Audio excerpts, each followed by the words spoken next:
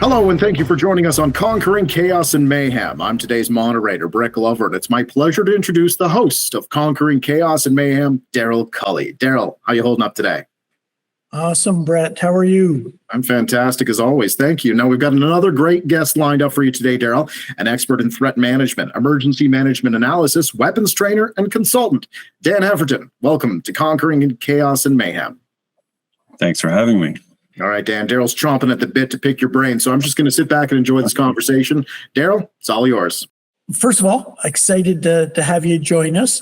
One of your expertises is training and exercises for emergency operation centers, emergency command groups. And I know you've already done several this year. Several more lined up for the fall, as there's always a rush as municipalities try to get in their annual exercises at the end of the year. What has been one of the themes this year? What have municipalities been looking for? You know, every year, obviously, themes vary with what's going on in the environment. But what do you see this year happening?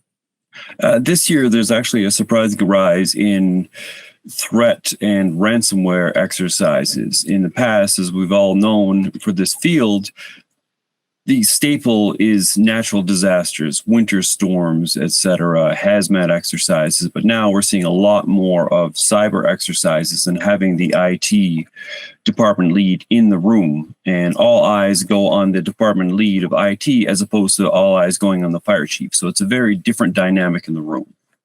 What's causing that? What's bringing this focus on about cyber attacks?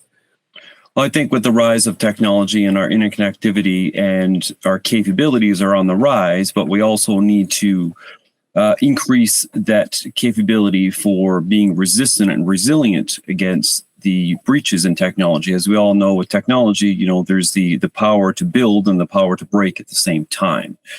So it puts the IT lead in the limelight, which is kind of strange for them. Not all of them, but some find it a bit difficult being at center stage to answer all the questions. They've never been involved in, the emergency control group often in the past. Some municipalities do, some organizations do. I know, you've been doing exercises with universities and other groups as well. So the IT all of a sudden is being brought into this group because they are such a key player in how things run in day-to-day operations. That's right. As the running joke goes, is everyone relies on IT, but IT doesn't rely on anybody. So they're the cornerstone of a lot of organizations, and it's until the technology goes down, they're not as perceived as needed as well as often as they actually need to be from the standpoint. Yes, I was involved in an exercise with the president and CEO and vice presidents of a major national insurance company. And the president of the insurance company had actually asked that the exercise be based on a cyber attack, a ransomware attack. And the IT people were very nervous. They'd never been before this group before. Of course, they had a chief technology officer, who did all their representation before them. But now, on the ground, IT managers and that were being called in front of this group to respond to some very challenging questions, which they don't usually get in front of them. Mm-hmm. So Dan has dealt with everything from dealing with not just municipalities and universities and hospitals and things, but you've recently wrote an emergency plan for Stanley Park in Vancouver, and your water treatment centers with potential releases of things like chlorine and that sort of thing. Emergency management's got such a broad range of risks. What are some of the other risks that, other than, like you mentioned, the traditional natural disasters or transportation accidents, what are some of the other risks that we're ending up taking a close look at?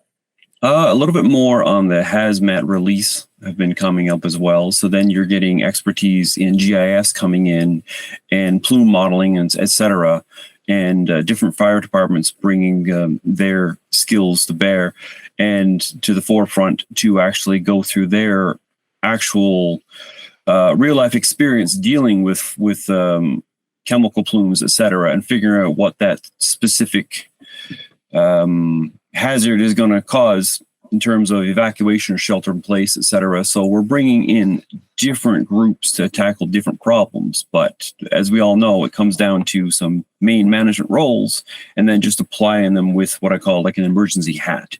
Because what happens is you get someone in the EOC, they've done this before in their regular job, but they've never had the role of an emergency lead. And yet that kind of does a pattern interrupt, so to speak. And you have to kind of remind them to say, you've done this before, just make it smaller and apply it to your regular world. Now bring it back in. And then suddenly, all these answers come up to, and all these solutions come up in the UOC because they're applying it to something they've done before. We're taking things that are people have become very accustomed to. And I'll use the water treatment plant as an example there, right? Where every municipality's got one. And issues are far and few between. But if and when they happen, the consequences can be significant. Yes, and the water treatment plant specifically is one that we forget. We think about nuclear, we think about hospitals and cyber and everything, and even the railways with the hazmat transportation, but the water treatment plant having so much capacity and capability for danger and hazard, and we kind of forget about it. We think, oh, we're just filtering the water, it's fine. But there's so many high-end chemicals there, and the threat for an evacuation or shelter in place is on the brink at all times, and most of the day-to-day residents don't really realize that. And we get into this habit, whether you're a municipality, whether you're an educational institution, whether you're a factory, of just always reassuring people everything's safe. Mm-hmm. And so when we continue to do that, we don't always take a look at the risks. That's very true. And it's the almost going back to the phrase, when someone asks you how you're doing, you say, I'm all good, but you're never really all good. And it's kind of blanketing that response, and because we don't want to say the word risk and hazard on the mic, but we also have to say, there's a calculated risk there. However, we have these solutions in place in escalation of utilization to solve that problem. But by just saying we're all good and nothing's ever going to happen, it really puts everyone in that really safe mindset, but then now their awareness has gone down because they're not anticipating risk. So it's finding that balance. And I find, and maybe you do as well, people have short memories.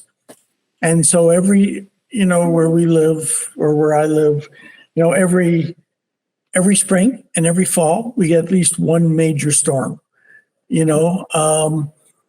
And you'll hear people talk about it as if, wow, this was the biggest storm I've ever seen. And yet, if you go back 2-3 years, you'll find, that's actually happened. Or you hear these, the temperature records have been broken.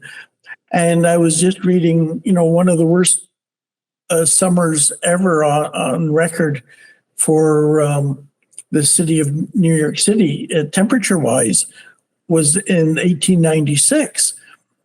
So we have these short-term memories. We're not, and so we think it's unique. because we don't remember what's happened in the past. Mm-hmm. So we have on listening to our podcast, we get a lot of emergency managers, fire chiefs, and a lot of fire chiefs play the role of emergency manager or emergency managements within their department. What are what's a key takeaway when it comes to exercises that you want them to know that they should keep in mind? Well, I think one of the big key takeaways for exercise for municipalities is that when you start with familiar with your staff, then it allows them to kind of take off that pressure that they sometimes have when they walk into an EOC. They may be even more comfortable during a live event versus an exercise, because the live event has more real-time data coming in that they can handle. Whereas an exercise, there are inputs that may not be able to outrun everyone's skill sets. So when I look at that, you start with something very familiar, it takes the pressure off, they're more at ease, and then you add in a little bit more unfamiliarity and then bring it back to the familiar. So it's almost similar to that hamburger idea where you have a positive comment, a constructive criticism, and then a positive at the end. So you almost need to put that all together. And then once you do that, you're drawing on the staff's strengths of what they've already done. So now they've already got almost like a small win or a stronger sense of confidence going into it. And then once we get midway through the exercise, then we can bring in some unfamiliarity, and they say, well, we've already done this. We can bring these skills to bear. And at the end of the day, although, in an exercise, you've also got that added pressure of people watching, your observers, your assessors, your controllers. You've got that added pressure. But at the end of the day, the lessons that come back are just as important as the exercise it was, right? And ensuring that you have follow through with it. I agree. And the follow through is the big thing, and those lessons, because at the end of the day, when we're doing training and exercises, we always say we have to test the plan, not the people. But we know that that's kind of a statement we make, but we really still need to test the people to a point. It's just that we need to test them still in that safe manner, because as adults, we don't tend to take that pressure the same way. So testing them to see where they fit in. So for instance, if you take someone that is taking the operations chief role, they've done operations in their day-to-day job, but when they put on that hat of operations lead, it kind of short circuits them. So by reassuring what they're doing and kind of applying to the day-to-day role, we'll get some strengths, but it also gets some lessons learned. And a lot of the training exercises that I've facilitated, even though they're IMS trained, we need to kind of go back to the basic building blocks and test out, just an incident brief, documentation, and incident action planning, et cetera, those kinds of things, or even so much as just putting the organizational chart that's blank on the wall and get them to walk up and then sign their name on it. And that kind of puts ownership back on them to say, oh, I'm the planning chief, introducing each other, et cetera. And then we go into the lessons learned side is how can we do this better?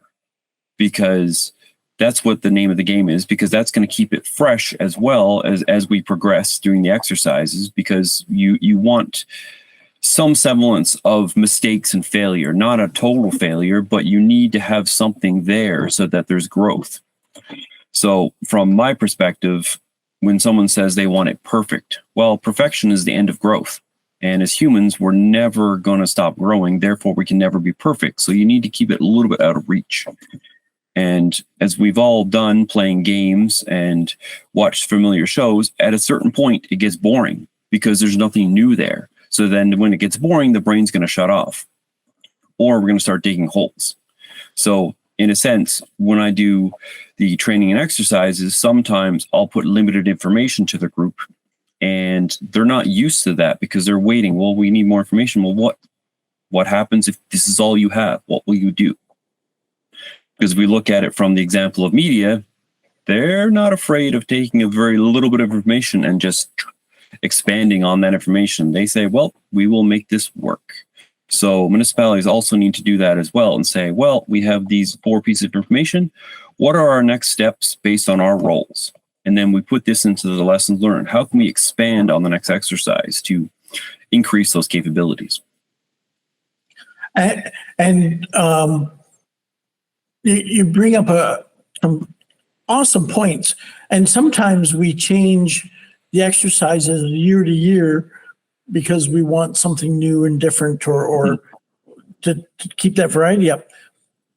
But we had one city that did the exact same exercise 2 years in a row because they wanted to demonstrate or to see if they learned their lessons from the year before. So they did the exact same exercise, but they brought in more partners. For example, they brought in the university and they brought in the neighboring municipalities to participate.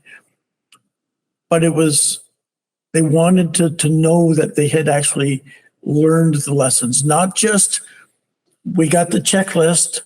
Yeah, this is what we need to do, but we actually moved forward on those lessons. Mm-hmm.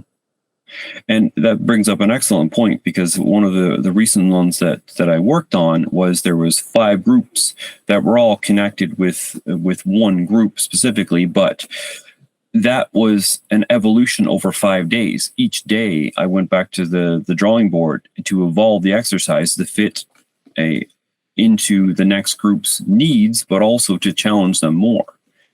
And it peaked on the Friday because I started on Monday and went straight through 5 days. And by the Friday, because the IT representative was the same Monday to Friday, his evolution was very much showcased there as well. And we kind of had the banter going back and forth and kind of absorb each other's jokes and groaners and everything that we would say, and we would adjust that.